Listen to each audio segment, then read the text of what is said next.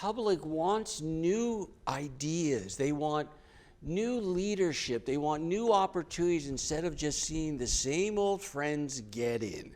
Let me ask you 3 questions, and these are all pointed questions. We're here with Mayor Candidate. We're here with Kris Langenfeld. Thanks enough for being on the show today, Kris. It's my pleasure. Thank you for the invitation, Jay. Yeah, so 3 questions.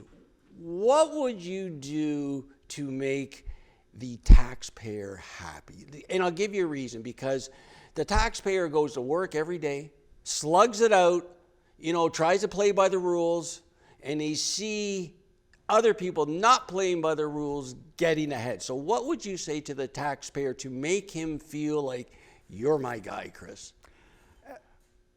I mean, we're seeing that, and unfortunately it's at the government level that we're seeing a lot of that issue, where we've got our city staff aren't following the rules a lot of times. And I could go into details, but I hear lots of people, of course I get all kinds of emails right now as I'm running, and people bring up all these various issues where at the top you need to show leadership. You need to have people that are actually following the rules.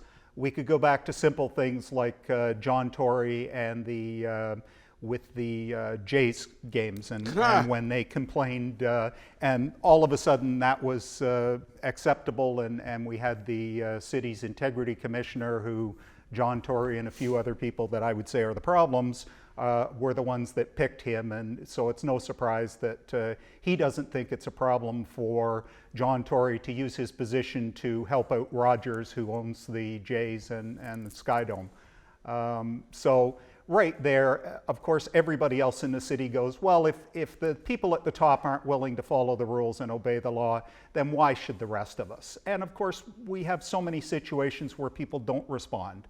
I mentioned the TTC and non-fair payment affairs, and I've seen situations where guys got on, didn't have the money.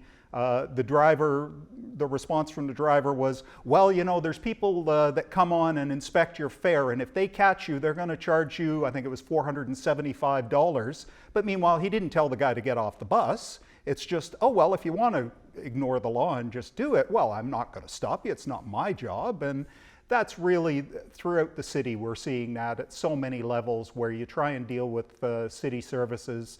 There's people complaining about tents going up in the parks, and we know that that's an issue where it's making the parks unsafe. And certainly we've got to have options for the homeless people, and the courts have come out with different decisions where they've said parks are not acceptable for setting up tents, but vacant land is under a different decision in Guelph, I think it was. So those people, we should be dealing with them kindly and with compassion, but at the same time, we can't have folks taking over the parks and making everybody else feel unsafe. Fairness.